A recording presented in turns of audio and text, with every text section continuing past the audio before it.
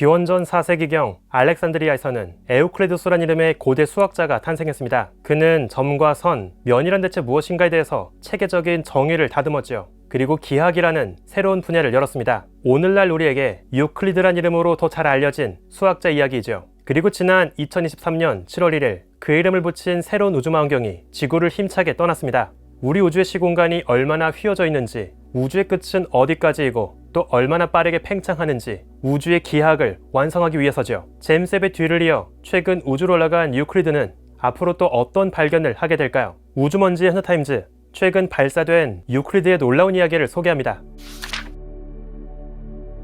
사실 유클리드는 원래는 작년 발사 예정이었습니다. 원래는 러시아의 소유주 로켓을 타고 올라갈 예정이었죠. 하지만 러시아의 우크라이나 침공 사태가 벌어지게 되면서 유럽 우주국 이사는 러시아를 손절했죠. 대신 이사는 새로 개발 중인 아리안6 로켓을 사용하는 것으로 계획을 바꾸게 되었죠. 하지만 아리안6의 개발 역시 계속 지연되면서 결국 이사는 스페이스X의 힘을 빌리게 됩니다. 그렇게 지난 7월 1일 펠컨 9 로켓을 타고 유클리드는 무사히 지구를 떠나게 되었죠. 지금도 한창 빠르게 지구를 벗어나고 있는 유클리드는 앞으로 한 달 뒤 라그랑주 2포인트, L2포인트 궤도에 도착합니다. 바로 제임스 웹이 머물고 있는 그 똑같은 곳이죠. 확실히 요즘 들어 L2포인트가 우주망원경들이 애용하고 있는 좋은 뷰포인트가 되고 있는 것 같습니다.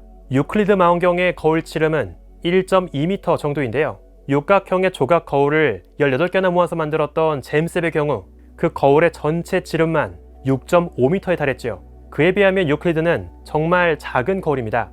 심지어 지름 2.4m 크기의 허블에 비해서도 절반밖에 안 되는 크기이죠. 하지만 실망하기엔 이릅니다. 애초에 유클리드는 제임스 웹과 허블과는 완전 다른 목적을 갖고 있기 때문이지요. 천문학에서의 관측 전략은 크게 두 가지로 구분하는데요. 비좁은 시야로 최대한 디테일하게 볼지, 아니면 넓은 시야로 최대한 빠르게 하늘 모두를 훑어볼지 두 가지로 구분하죠. 더 거대한 거울은 아주 세밀한 관측은 가능하지만 한 번에 볼 수 있는 시야가 굉장히 좁습니다. 따라서 하늘 전체를 다 훑어보기에는 너무나 긴 시간이 걸리죠. 작은 거울의 경우 디테일은 조금 떨어지지만 한 번에 찍을 수 있는 시야가 훨씬 넓어집니다. 그리고 훨씬 빠르게 하늘 전체를 훑어보는 서베이 관측에서 유리하죠. 제임스 웹과 허블의 경우 아예 특정한 한 방향을 딱 정조준해놓고 최대한 희미한 빛까지 모두 끌어모으는 딥필드 관측을 해왔습니다. 또는 특정한 은하나 성단, 별과 외계 행성을 딱 정해놓고 아주 디테일한 관측을 해왔죠. 하지만 유클리드는 그렇지 않습니다. 유클리드의 미션은 오직 단 하나, 우주 전체의 지도를 그리는 것이죠. 유클리드는 매 시간 0.57 스퀘어 디그리 면적의 하늘을 찍습니다. 이 정도면 지구의 하늘에서 보이는 보름달의 3배 면적에 해당하죠. 게다가 유클리드의 아주 민감한 광학 센서는 지구의 하늘에서 보이는 안드로메다 은하보다도 1조 배 가까이 희미한 천체까지 볼 수 있습니다. 이를 통해 유클리드는 우리 지구에서 100억 광년 거리에 떨어진 우주까지 우주 속의 은하들이 얼마나 많이 또 어떻게 분포하는지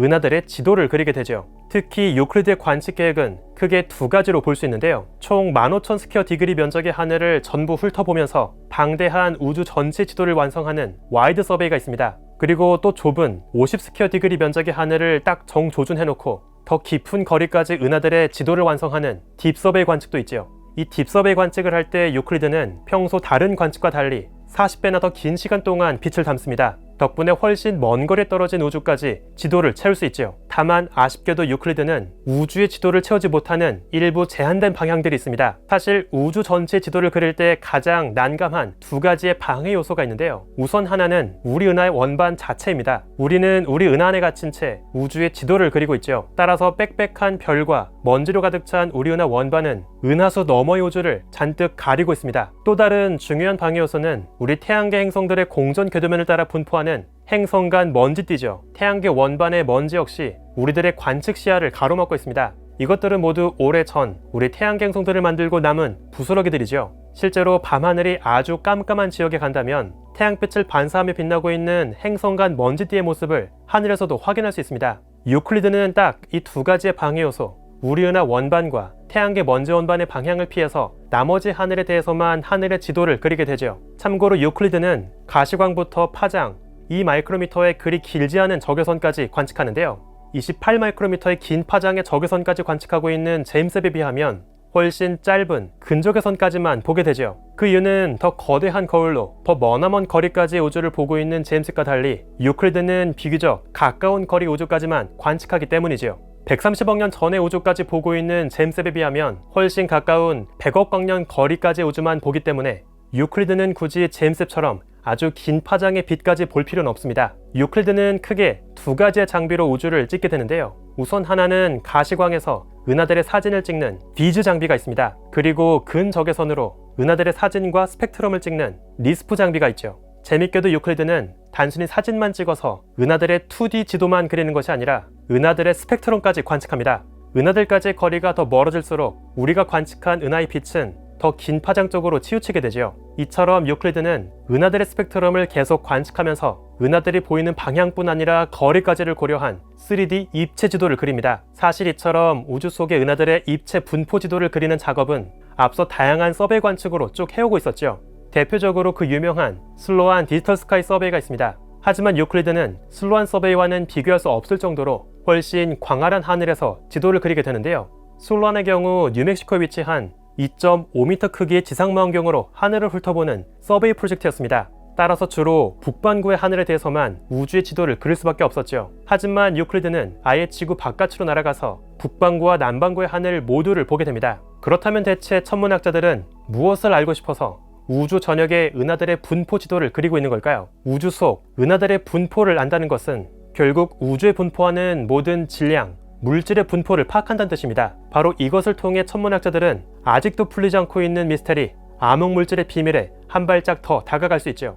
암흑물질은 빛을 발하지도 흡수하지도 않는 정말 난감한 존재인데요. 오직 딱 하나, 중력을 통해서만 그 흔적을 쫓을 수 있죠. 정말 유령 같은 암흑물질의 흔적은 강한 중력으로 주변 시공간을 왜곡시켜 놓고 있는 중력 렌즈를 통해 간접적으로 알 수 있습니다. 이미 기존의 제임스 웹과 허블 관측에서도 거대한 은하단이 만들고 있는 강한 중력 렌즈의 이미지를 선명하게 확인할 수 있었죠. 그런데 나아가 유클리드는 더 미세한 스케일에서 벌어지고 있는 약한 중력 렌즈까지 보게 됩니다. 단순히 거대한 은하단 하나가 만들고 있는 커다란 스케일의 중력 렌즈가 아니라 머나먼 우주에서 빛이 날아오기까지 그 공간 속에 퍼져 있는 암흑물질들에 의한 훨씬 미미한 스케일의 중력 렌즈 효과를 관측할 수 있죠. 그리고 바로 이것을 통해서 우주 공간 속의 은하, 그리고 암흑물질이 어떻게 분포하는지 유령의 지도를 그릴 수 있습니다. 그리고 과연 암흑물질이 우주 공간 전역에 부드럽게 퍼져 존재하는지 아니면 특정한 지역에 띄엄띄엄 따로 떨어져 분포하고 있는지를 알 수 있지요. 이것은 우리가 아직 밝혀내지 못한 암흑물질의 특징을 보여주는 중요한 단서가 될 수 있습니다.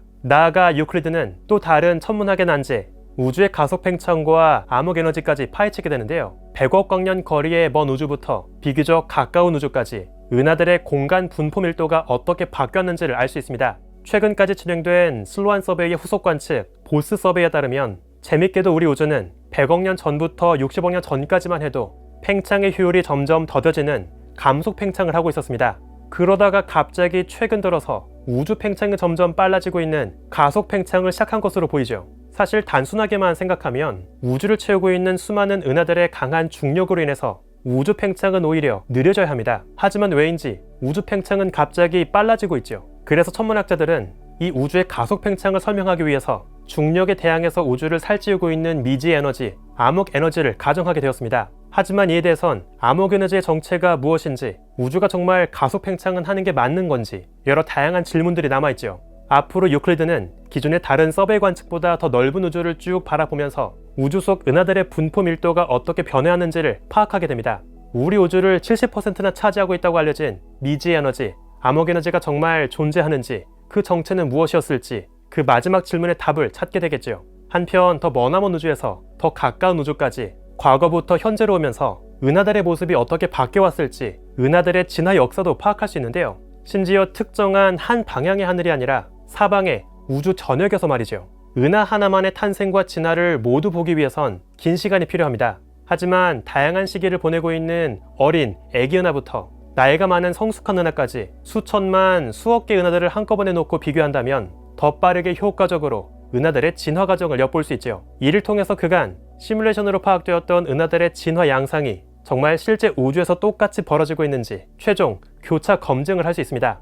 앞으로 약 3달간 유클리드는 예정 궤도를 쭉 따라가면서 관측 장비의 세팅을 끝내게 됩니다. 모든 절차가 예정대로 잘 끝난다면 올해 10월 유클리드의 첫 번째 이미지를 볼 수 있죠. 현재 계획된 유클리드의 관측 수명은 약 6년 정도인데요. 만약 지난 제임스 웹 때처럼 로켓이 연료의 낭비를 최소화하고 거의 완벽에 가깝게 예정 목적지까지 쭉 떠나가 준다면 물론 유클리드의 수명 역시 조금은 더 길어질 수 있겠죠. 현재 이사의 계획에 따르면 유클리드의 관측 데이터는 총 2번에 걸쳐 공개될 예정인데요.